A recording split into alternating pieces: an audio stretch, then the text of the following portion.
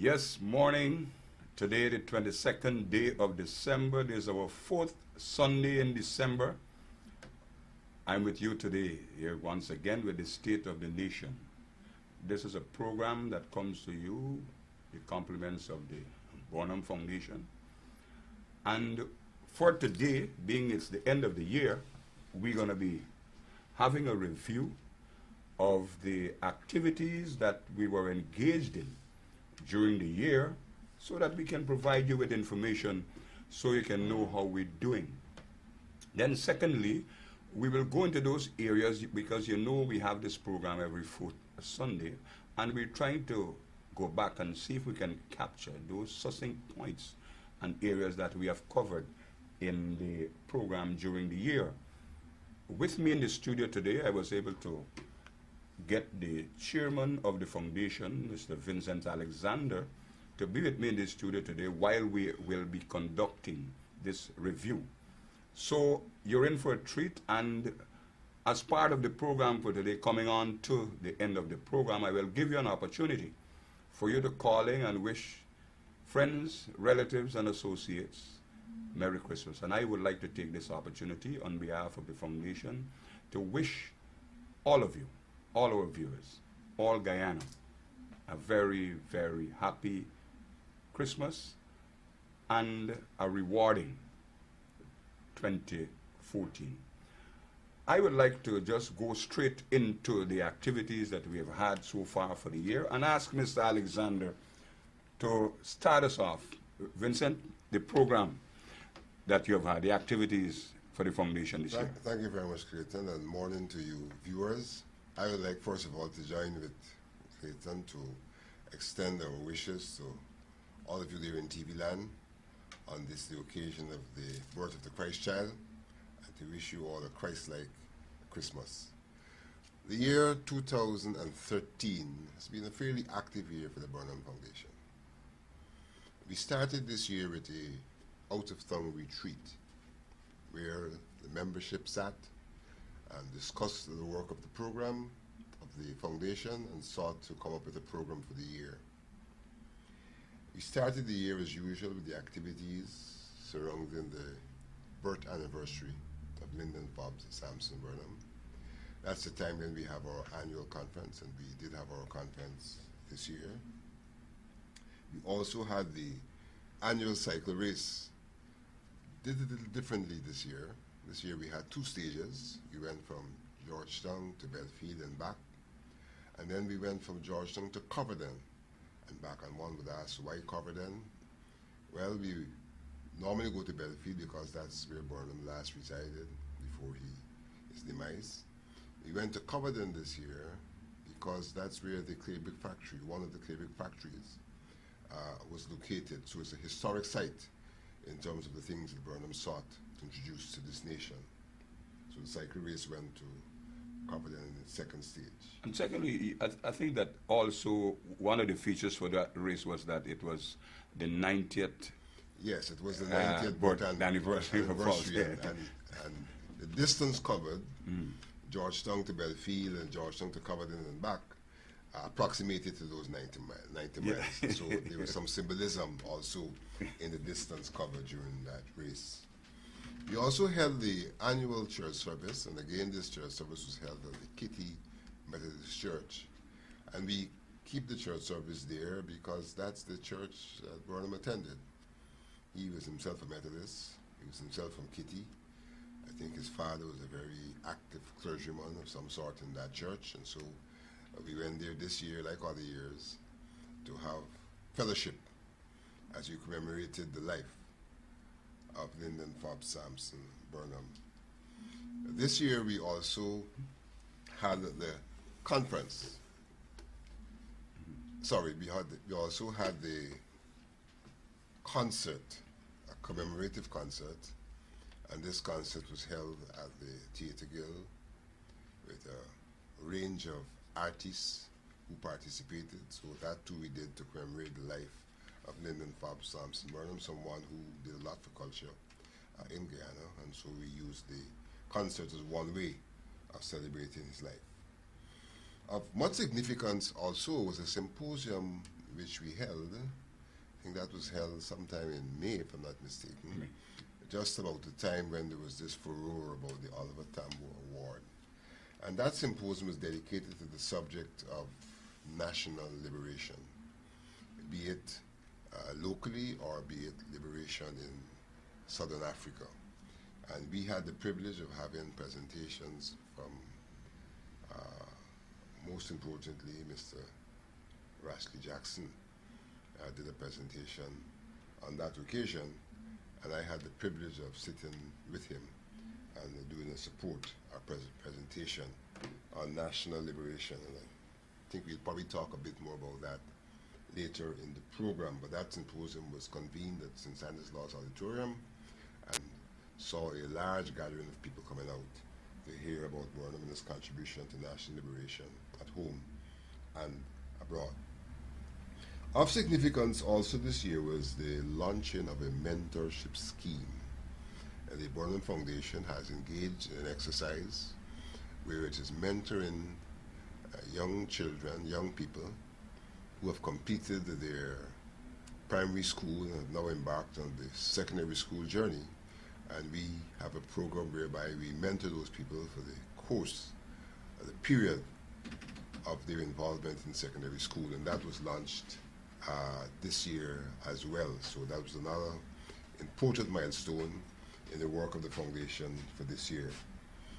We also participated in the emancipation activities, where we held an exhibition of the works of Lyndon Fobbs Sampson Burnham.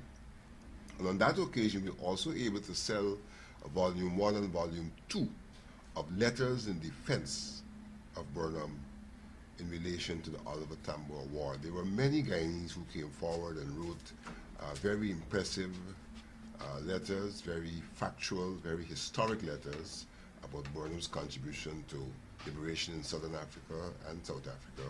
And we thought it would be a good opportunity to compile those letters. We did so in 2 volumes, and we were able to sell that to the public at a very small fee, so that many people now have the factual, hard evidence of Burnham's contribution to the liberation struggle in Southern Africa.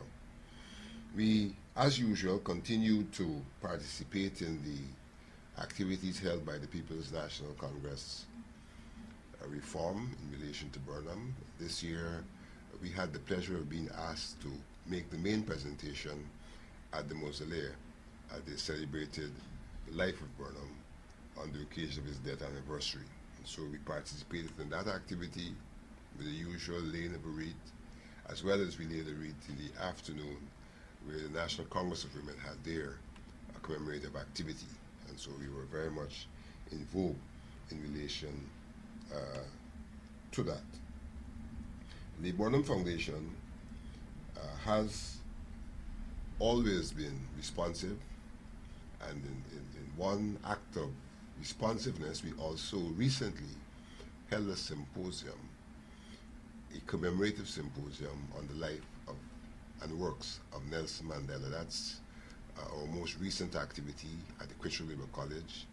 We held a symposium on the life and works of Nelson Mandela. Probably at some later stage we'll bring that to you by TV, but that again was a well-attended symposium. We had the honor again of having Mr. Rashley Jackson, who was very active internationally during the period of the liberation struggle of Southern Africa and South Africa in particular, making a presentation. We also had the privilege of Mr. Ronald Austin, Ambassador Austin, who served in Southern Africa, and more specifically in Zambia, a frontline state, during the period of the liberation of Southern Africa. He also made a presentation, and I again was honored to join with those gentlemen to make a presentation reflecting on the way in which young people under the mobilization of Lyndon Fobbs Sampson Burnham here in Guyana made their contribution to the liberation in Southern Africa and South Africa in particular. So this year has been a fairly active, a fairly productive year for the Burnham Foundation. We have certainly stepped up our activities and hope to move on from strength to strength. As we speak with you, this too continued to be one of our main fora, where we come to you via television, and for the year we've been able to have at least 11 broadcasts on a monthly basis, and through that we've been able to discuss various topics. And so this is another activity that has continued throughout the year 2013. Well, that was a long list, Vincent. I think that like you have just said, that the foundation continue to increase its activities and also increase the volume of information that comes to you through this program each month. But I know that there have been some specifics in relation to some of the programs that were conducted over the year. And if you don't mind, I would just like to perhaps focus first of all on the one that we did on CARICOM. Yes. I know Burnham and CARICOM. We did do a program. We have found it very necessary in Guyana to bring to the public's knowledge Burnham's contribution on a number of issues, because ever so often there is what may be referred to as official silence on these matters. And on other occasions where there isn't silence, there are attempts to attribute the successes of Burnham and his contributions to other persons. And CARICOM is one such issue. We know that Burnham is a founder of CARICOM. In fact, he predated CARICOM with the founding of CARIFTA, and it's from CARIFTA that they moved into to CARICOM. And we know that today CARICOM is still very much alive. There are lots of views about its success, about its adequacies, but we know that notwithstanding, it is probably the best known and the most functional institution of the countries in the Caribbean. And one has to take hats off to Lyndon Forbes Sampson Burnham, joined by Eric Williams, Errol Barrow, and Veer Bird, the founders. I think I left out Manley, eh? Manley. The founders of CARICOM, those persons who saw the wisdom in bringing together the Caribbean into now what is called a community. And you know, for the ordinary man who may ask the question, well, what is this CARICOM? Well, I think the best example to use today to talk about CARICOM is the CXC, the Caribbean Examination Council. People seem not to know that, in fact, the Caribbean Examination Council is it's a project of CARICOM and could be seen as one of the success stories. And that Caribbean Examination Council touches so many lives across the Caribbean of aspiring people, of people who have been successful. And so if one wants to celebrate Burnham and one wants to celebrate CARICOM, that is one moment that one could indeed look at in terms of what CARICOM has been able to do successfully for the entire region. Because there are things CARICOM would have done that have not touched the entire region. Some countries haven't participated fully, but certainly CXC is one such thing. And so, as people remain silent, they go to various fora. This year, I think you had a significant anniversary of CARICOM. And Guyana was represented at that forum, and people could find it difficult, the Guyanese representatives, to attribute to Burnham the founding of CARICOM. But there are still some honest politicians in the world, and we observe that the Prime Minister of Barbados, none other, his leader, Errol Barrow, is one of the founders. He found it appropriate, on the occasion of the anniversary of CARICOM, the Treaty of Chaguaramas, to pay tribute to the contribution of Lyndon Forbes Sampson Burnham. You know, Clayton, it's a sad thing that we in Guyana do not seize the moment to further our nationhood by showing that there are things that we all now embrace. I say now because these are not things that were always embraced by all. Some were critics of these things. But we now all embrace CARICOM, and we now all speak about Caribbean nationhood, about Caribbean unity and all of that. And we lose the opportunity to enhance the effort of nationhood of Guyana by Yeah, that's true. embracing these things as Guyanese and attributing these things across the political divide, being non-partisan. I think that's a sad moment in the history of our country, that a country which needs to come together to move forward loses those moments that can contribute to that feeling of Guyaneseness, that nationhood being that can create a spirit for moving the country forward. But certainly, one cannot, no matter what you do, take away from Burnham the fact that he was one of the founders and one of the significant contributors to the birth and the survival of CARICOM, something which we still enjoy today. So that's one of the issues we addressed during the course of this year. Yeah, since we're under review, we're looking at review of our activities and specific programs. I seem to recall that the leaders of CARICOM, it isn't by accident that we have the Secretariat in Guyana, because Eric Williams, Errol Barrow, Veer Bird, and other leaders in CARICOM, when I understand that when it was to be decided where the Secretariat for CARICOM will be, all of them,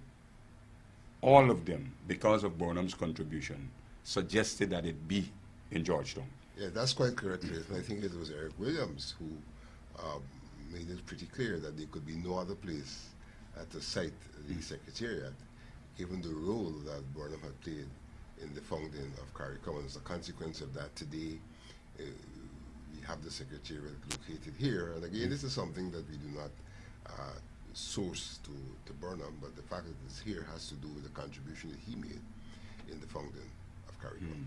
No, we're in review, and I think, of course, I'll open the lines to our viewers not very long from now, but I am going to go to right now in the air with the death of Nelson Mandela. There are lots of talks about liberation and independence of countries around the world. But I want to focus, because we had made that a case in point. There were two additional specific programs that I had dedicated to highlight some of the major contributions of Burnham. One was that of independence and liberation struggle, not only in Guyana but around the world. And the other one that we had focused on was Burnham and Amerindian development. I would like you to comment on those two specific areas. Yes, Clayton. We did have a program where we talked about Burnham and liberation, Burnham and independence. And I think what we sought to do on that program is to show the contribution that Burnham made to Guyana attaining its independence. And I think that history is still to record in its rightful way that contribution. You know, there was, one would say in the 40s, the commencement of the struggle for independence, intensified in the 50s, but we were denied the independence on a number of occasions, largely because our approach was not a very strategic approach. We seemed not to understand that we were a colony and that we had to take our struggle for liberation in phases, and that one had to go for political independence as one phase, rather than the mistaken approach of the PPP under Charlie Jagan, which sought to talk about national liberation in the sense of building a socialist state and all of that. And it was through the wisdom of Burnham, the strategic wisdom of Burnham, that eventually we were able to go to London. PPP boycotted that conference, incidentally. The gang also attended. And it was then agreed that we would grant independence in 1966. And that was after the 1964 elections, which were won by the coalition of the PNC and the UF. So that we identified there that it was the strategic involvement and thinking of Burnham that really led us to independence, and that therefore it behoves us to recognize that contribution of Burnham and not to try to call someone else the father of the nation. At minimum, what one could do is talk about co-founders or co-fathers, but certainly Under no circumstance could one exclude Burnham from being named a father of the nation, given the significant role he played in terms of independence. And again, this is an occasion that we do not recognize in the way it should be recognized. We do see from time to time one picture being used of Burnham and Jagan at the flag-raising occasion when the Union Jack was brought down and was lowered and the golden arrowhead was raised. We see a picture there of Jagan and Burnham, but many do not know that if you look in the audience, the rest of the PPP was absent by intent. And so one could see Burnham standing tall there, again leading this country to independence. Independence, which in a sense is different from the overall process of liberation, because the overall process of liberation is not just about the acquisition of political power, it's about economic power as well. So the first phase, the phase that Burnham indeed ushered in to Guyana, was a phase of political independence. It's a phase similar to the phase that Mandela ushered in South Africa, and that too is becoming a very controversial issue. But Mandela, ushered in political independence, and one has to take it beyond that. Now, so we have Burnham as the very important figure in the struggle for and the attainment of independence of Guyana in 1966. I want to just interject to say that Guyana is made up of 6 peoples, and part of the program for during the while we attained independence,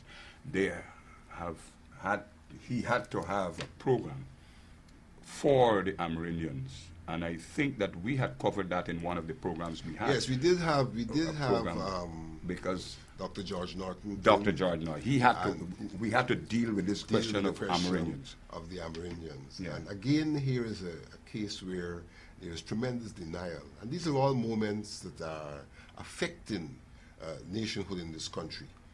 There's tremendous denial of the contribution that Burnham's regime made to the development of the Amerindian people.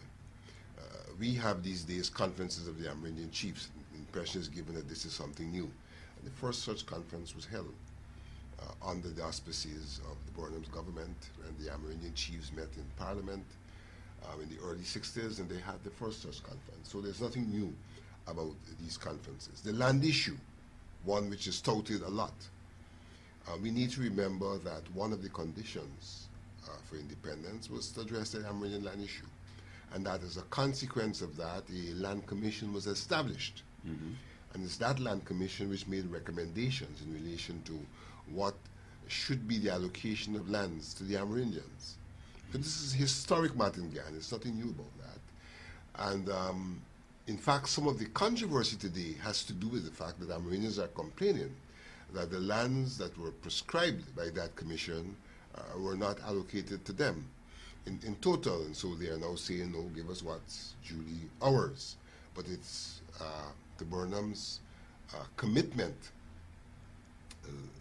after independence that he proceeded with the land matter, and that the Amerindians started to have the allocation of land. In fact, much of the land that's allocated now by virtue of physical work on the ground was in fact by legislation already allocated by the Hoyt regime. The Hoyt regime passed the legislation which provided for the Amerindians to occupy and to be the owners of the land, with prescribed the boundaries as was found in the schedule to the legislation. What is happening now merely is a physical demarcation.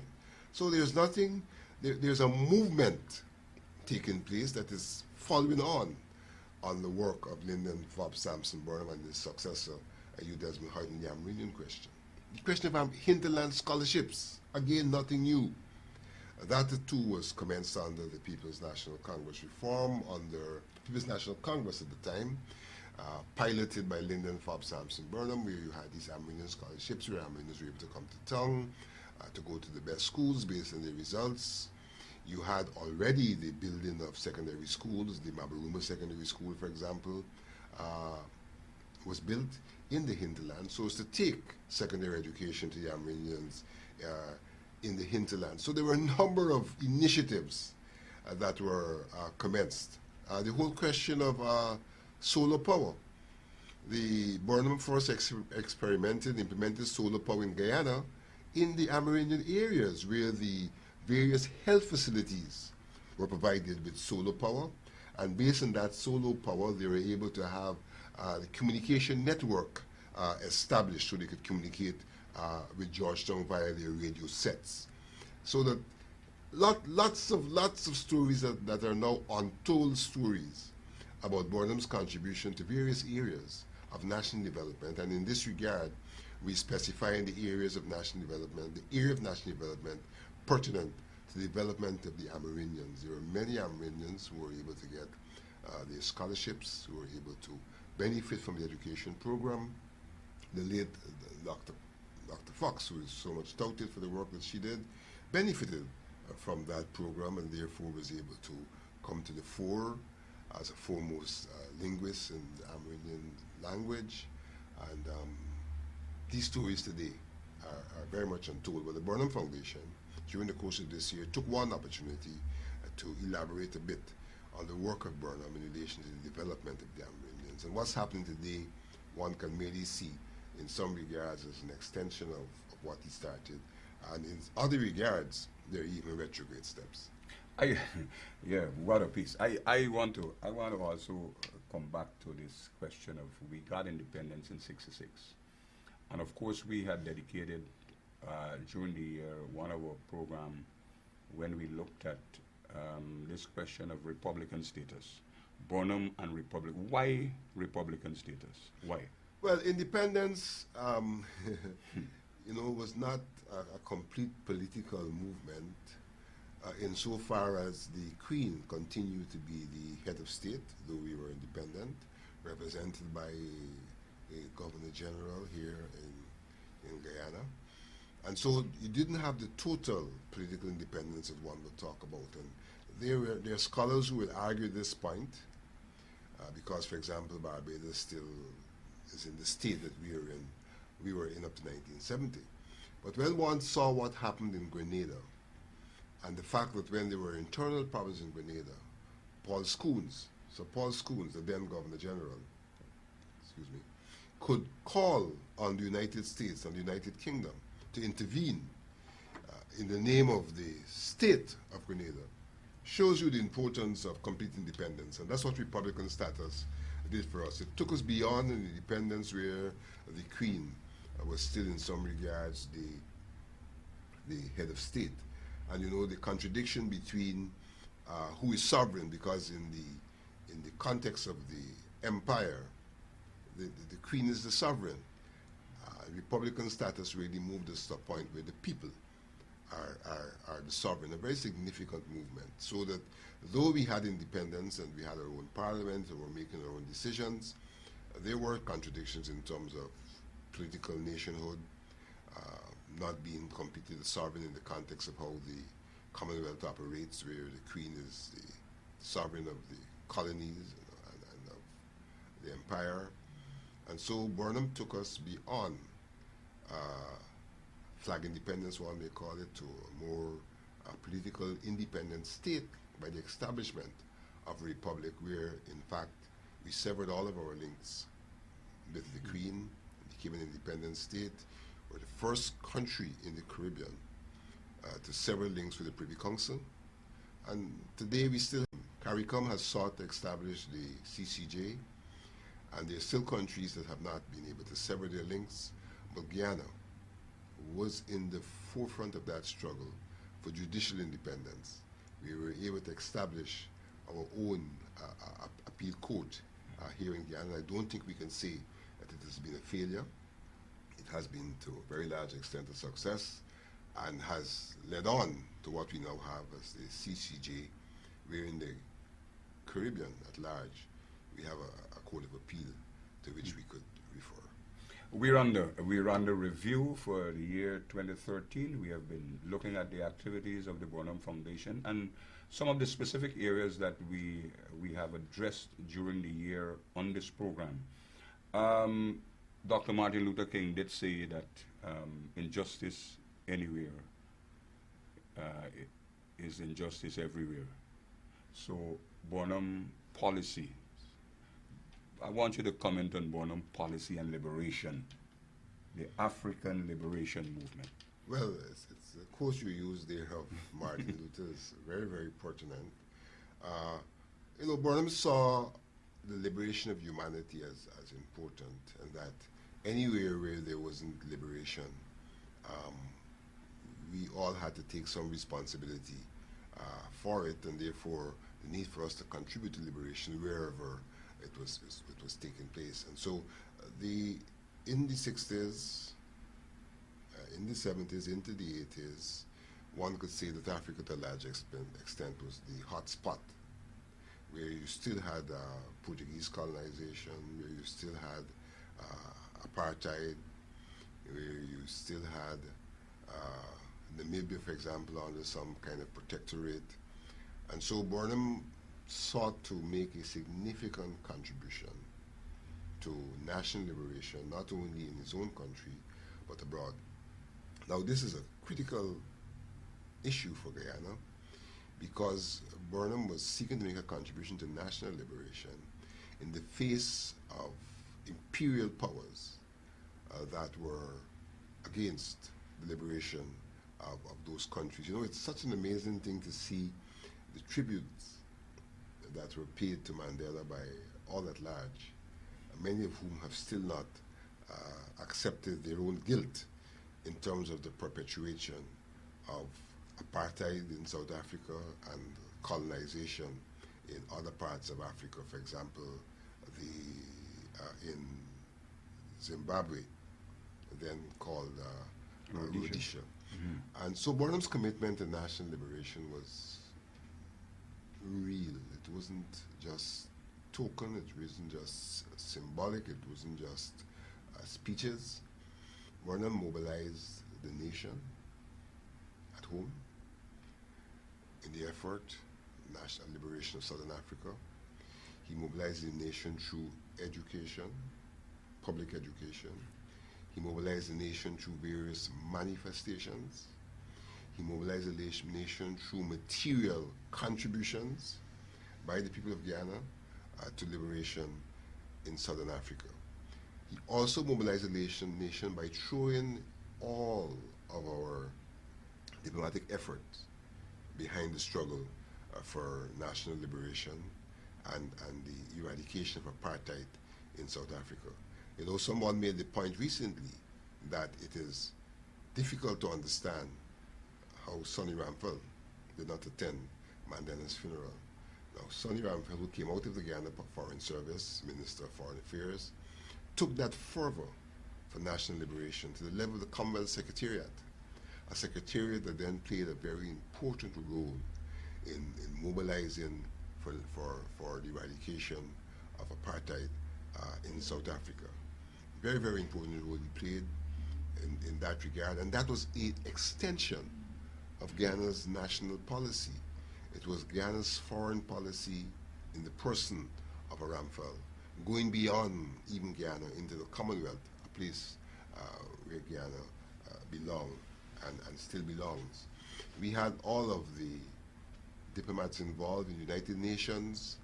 We chaired various committees that were responsible for dealing with the matter of liberation in Southern Africa, be it the Namibia Committee, be it the expert group on South Africa.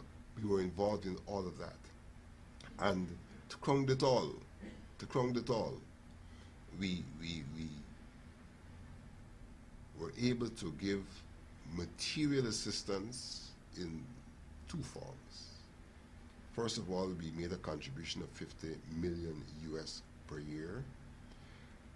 In those days, that was much more than it is today. A poor nation to the Liberation Fund, 50 million US per year, Guyana made. We were able to give scholarships to the young people of Southern Africa in their preparation for the liberation and administration of their own state. And then, when the crucial battle was being fought for the liberation of Angola, a battle that had significance for Angola and for South Africa, because what South Africa was in fact trying to do was to create a buffer around South Africa, and Angola was to be a part of that buffer. So South Africa, apartheid South Africa, became involved in the struggle against the MPLA, the Progressive Organization Liberation Movement in Angola. And they were on the verge of a defeat of that movement through external intervention of South Africa, when the Cubans, the heroic Cubans, responded. But their response could not have been possible and as effective as it was if they could not find somewhere to refuel the planes to have that flight across the Atlantic. Guyana put its hands up on that occasion. In that regard, Guyana took on the mighty America because they were opposed to what we were doing. And we allowed the planes to refuel here, and as a consequence of that, that crucial battle was turned in the favor of the MPLA and Angola. And today, Angola is free because of the intervention of Cuba with the critical and essential support of Guyana under the leadership of Lyndon Bob Sampson. And when that happened, that pointed the way for the final onslaught against apartheid in South Africa. So the Guyana, again, played a critical, we almost were sacrificial in our own effort in relation to that battle that led to a momentum against the apartheid regime, the eventual liberation, freeing of Mandela, and the eventual demolition of apartheid in South Africa. Guyana and Burnham can not be mentioned when one talks about what happened to apartheid, but there are those who would wish to do so. There are those who would wish to be silent in that regard. There are those who are not even as patriotic, as nationalistic as the Prime Minister of Trinidad and Tobago, whose country made a lesser contribution, whose country at that time did not allow refueling to take place so that the struggle can go on in Angola. But she saw it correct to invite the leader of the opposition, Dr. Rowley, to accompany her to the funeral. In Guyana, our president left like a thief in the night.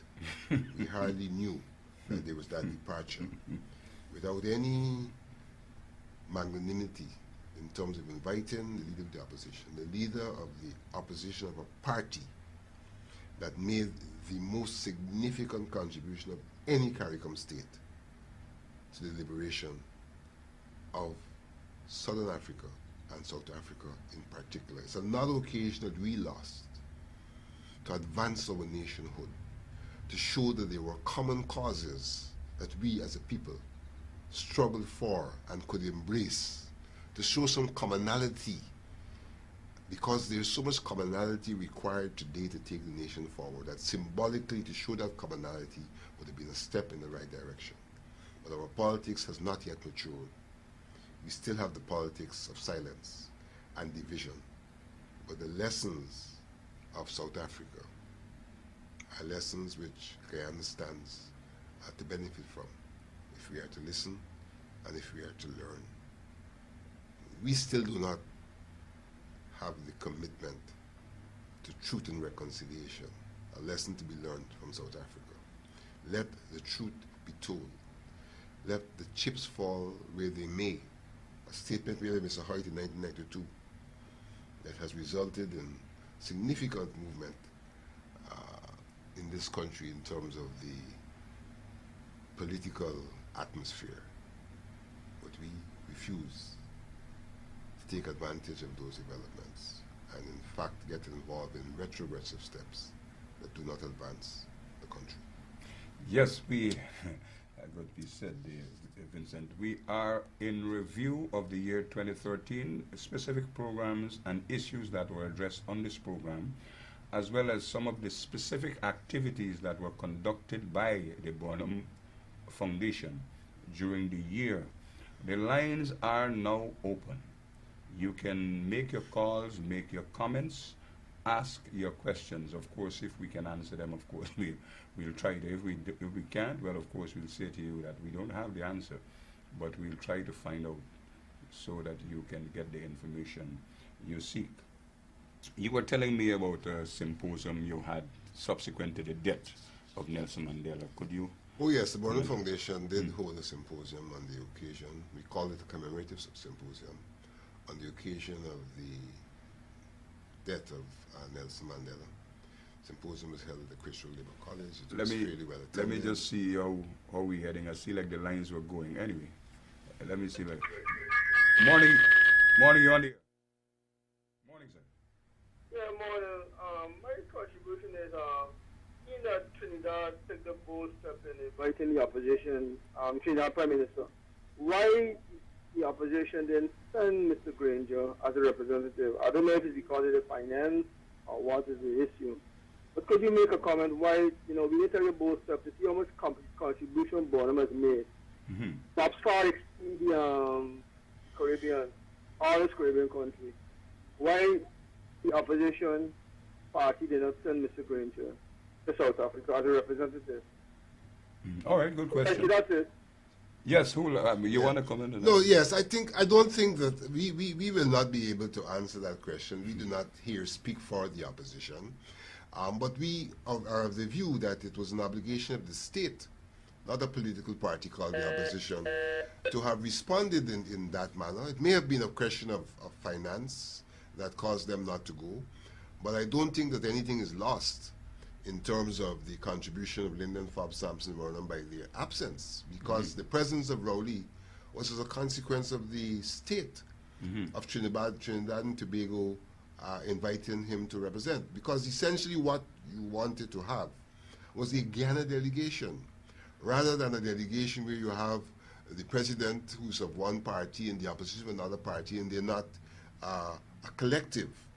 It would have introduced even an atmosphere that is not the Nelson Mandela atmosphere, to have Guyana represented by two forces rather than one force. So there may even have been some wisdom in not creating that environment by having leave the opposition go in his own right outside of the government. But as I said, we cannot speak for the opposition. They would best answer that question. Morning, you're on the air. Hi, good morning. Good morning. I would like to know where Mr. Burnham Foundation is located at, and if it's possible that at the time when Mr. Burnham used to run Guyana, I was very young, so a lot of things I did not understand. But I was a member of National Service. Yes.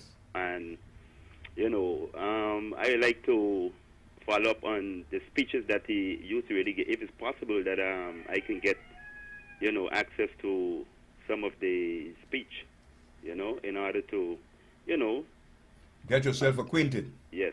Well, you said you were young at the time. You were part of the National Service. That was a creation of Fobbs Burnham. Yes, but you can become a member. You can become a supporter of the foundation and its work. Yes. You can contact Mr. Alexander at 624-2057. I think is your number. 624-2057. And the number of our secretary, I don't remember right now. I don't have that number. But if you call Mr. Alexander and you would like to support our work, you like to have access to maybe to speeches and maybe some of the tapes that we have recording, of course, you can access those. Yes, because due to National Service, it's helped me a lot to develop, as an individual.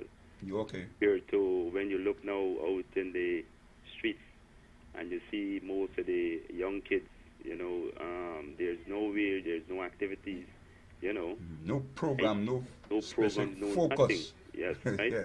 because I could remember one thing that one of the things that Mr. Burnham mentioned. He says that if you have a car, you have to know to do something on the car. That's right. In order to really, know anything you have to know something, learn. So I'm so thankful that I was blessed to be in the time of Mr. Burnham. His contribution is priceless. Yeah, he was one of the greatest kind of visionary of the region of the Caribbean. He was voted the Caribbean man of the 20th century by all the leaders of the Caribbean. And was he, Mr. Burnham was one of the individual who was part of from the member of the non-alignment movement? No, he was not a founding member. The founding member were Nkrumah and Nasa and Tito and Nehru and Sukarno. Okay. Sukarno. They were the founding members. But he was, during his period, Ghana was very active in the non-alignment movement. In fact, non-alignment was the cornerstone of our foreign policy. Yes. I mean that we wasn't aligned with either East nor West. That's right. Okay, yes. Okay. All right. I can contact you guys and, Yeah.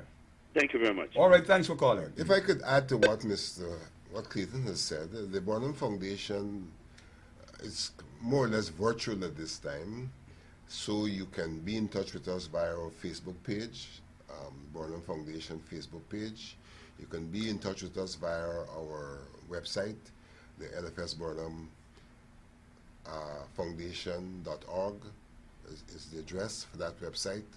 You can also be in touch with us. We have our monthly meetings, the second Sunday of every month, and those are held at 3 p.m. in Barrack Street between just before you get to 4th Street. Sorry, just before you get to Duke Street. On the right-hand side, there's a building there. It's a Youth Foundation building.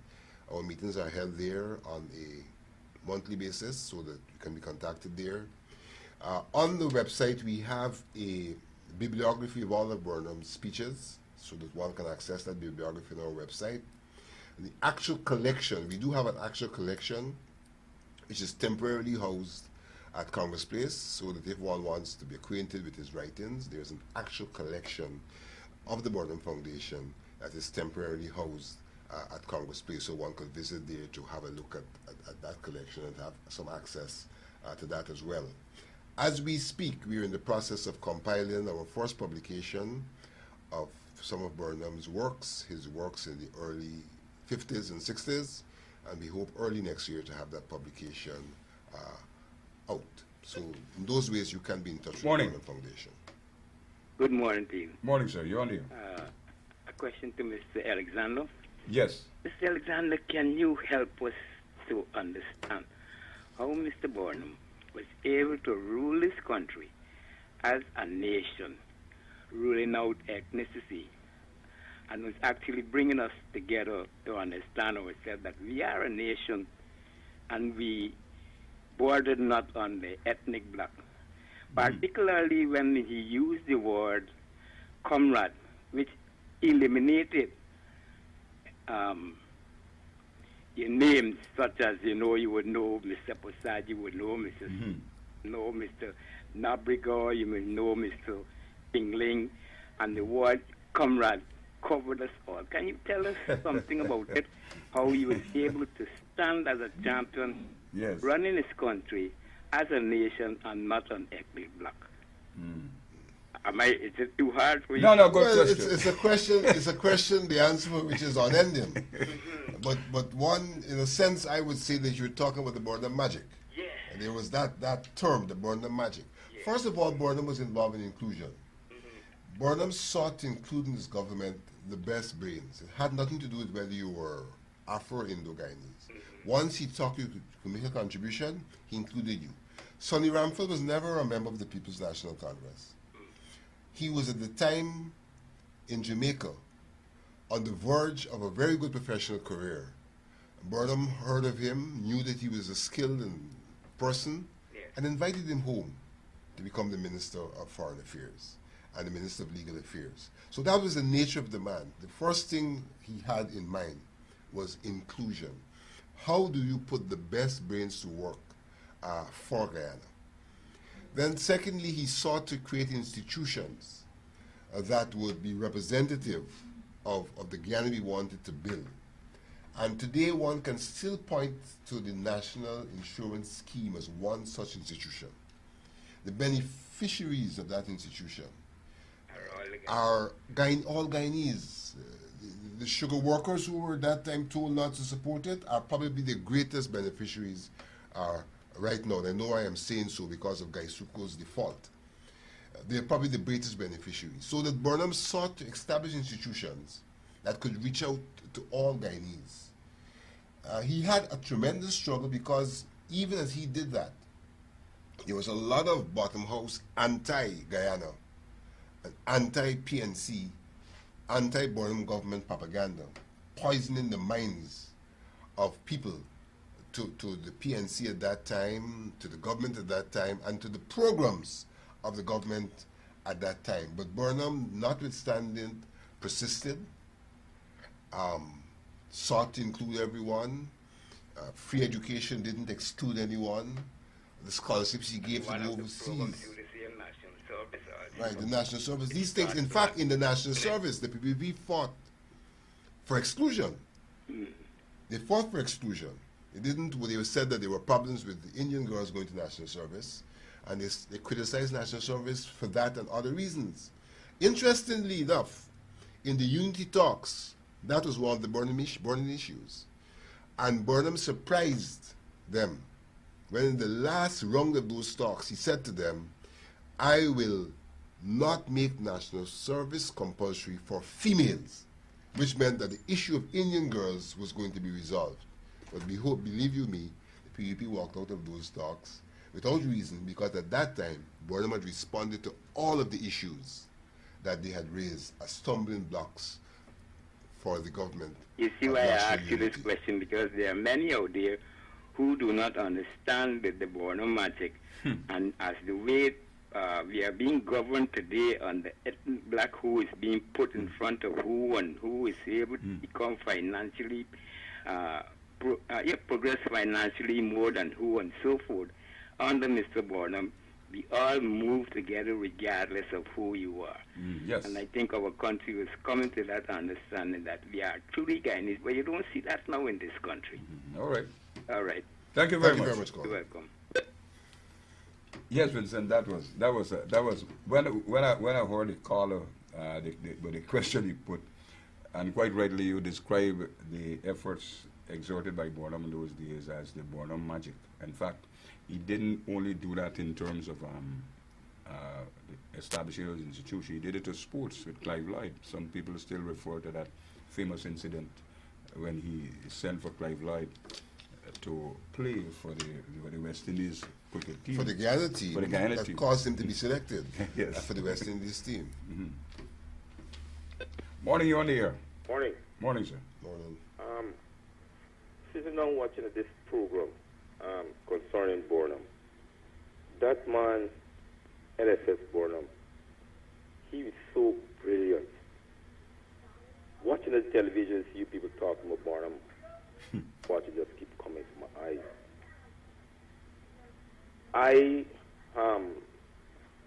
I think if Burnham was alive, with all these technologies and in the world today, Guyana would be a paradise.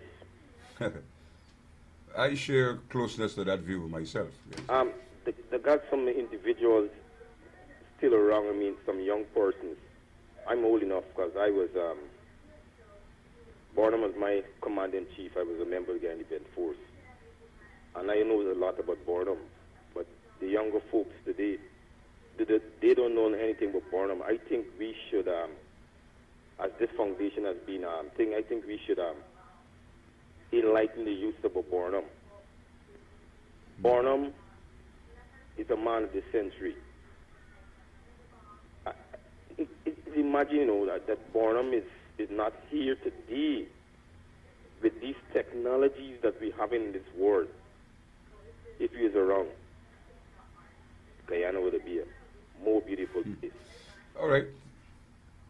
All right, Pete. Thank you very much. Yeah, thank you very much. Thank you very We are much. approaching program time. I got another 5 minutes or so before we close our program. So if you would like to comment, lines are going. Morning. Hi, good morning. Morning, sir. Yes, you're on here. Good morning. Good Yes. morning. Please let it be known. A man passes, but his ID still exists. That's why your foundation is doing what it's doing. Yes. So everyone still have access to him. Please let it be known. Okay. All right. Thanks. That's quite a profound statement. In fact, the comment I would have made before the call was that, yes, Burnham's body is physically is no longer here, but indeed, there are so many ways in which Burnham lives on. Because his ideas live on, his ideas are still pertinent. His contributions live on. I mean, if you travel the Linden Highway, whom are you to think about? About Linden Fob Sampson Burnham. That highway was opened in 1968. Needs some repairs now. Even if you travel the Quarantine Highway, any highway you travel, you have to think about Linden Fob Sampson Burnham. If you travel the Demerara Harbor Bridge, you have to think about Linden Fob Sampson Burnham. If you go to the multilateral schools, you have to think about him. All of the pensioners have to think about him with the NIS pension. Now, another area that I'm glad you mentioned that, Clayton, University of Guyana. It's another lost moment to take this nation forward. True enough, Jagan established university in 1963. He left power in 1964. And it's Burnham's magnanimity, Burnham's love for country and all of that that took UG from 64 to where it is today. But this mention is made only of Cherry and 63 and about some people who are opposed to it. But what's the fact? There was no opposition to it after 64. It was built after 64. It became what it is after 64. But there is the magnanimity to say that here we had two leaders who, in sequence, lent to the development of a national institution called the university. Morning, you're on here. Yeah, Mark, just want to make, I see your headline, Mark, State of the Nation. Just want to make a big comment. You know, when you comment on a lot of roads in this country, I don't know if you could divert a little bit from before, very briefly. Yeah, you gotta be because I just got 3 minutes. I know that the state of the road, especially front roads, you know, like a pond, you gotta be walking, you know, maybe driving around very slowly because, you know, you're damaging vehicles. I want to know if the minister, whoever responsible, you know, maybe don't drive around and see these things, you know.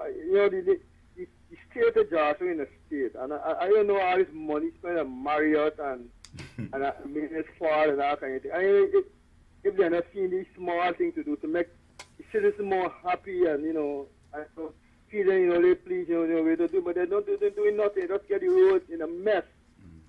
I think this thing needs to be investigated, and the minister, whoever responsible, needs to ask the question. All right. My contribution. Yeah. Well, I'll let Mr. Alexander comment on that. Well, the most I would say to you is if you check the state of the roads in Northeast Georgetown, they're quite different from the states of the roads in South Georgetown, and you ask yourself the question, why?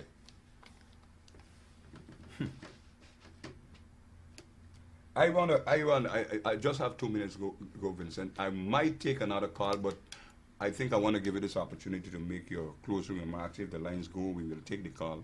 But if you may make your closing, this is the end of the year. I want to once again wish everyone a happy Christmas and a rewarding 2014. Yes, Cliff, I'd like to join with you on this occasion to wish the Guyanese a Christ-like Christmas. I like to say Christ-like because I think Christ-like, because I think what we need really to do at Christmas is to reflect on the values of the Christ child, the reason for the Christ child. And if we are to reflect on and to embrace those values, then Guyana could be quite a different place. Christmas is not merely commerce. Burnham, one of the things he was accused of is de-emphasizing Christmas. And in fact, what he was really doing was emphasizing the Christ in Christmas. And the Burnham Foundation on this occasion would wish to reach out to you to say, let's emphasize the Christ in Christmas, and that we all peaceful and a Merry Christmas as we come down to the end of the year and prepare ourselves for another year of what may be a year of trials and temptations, but that we, from the values of the Christ child, get the strength to confront in the new year, those trials and those temptations. Yes, with that, I want to thank everyone who have tuned in to us over the past months, each month, to look at our program. I trust that we have been able to provide you with information that can serve you well in your life and your everyday activity in understanding some things about this country and what Forbes Burnham did for its advancement. Next year, our first program, of course, in January, the fourth Sunday, we will address some activity for the birth anniversary coming up in February and what we will do in March. So our first program in January, we will try to give you some information on that. So if you would like to participate and be part of it, you can come forward and make your contribution. I want to thank you for being with us today. My name is Clayton Hinds, and with me has been the chairman of the foundation, Mr. Vincent Alexander. Thank you, and until I see you again, the fourth Sunday in January.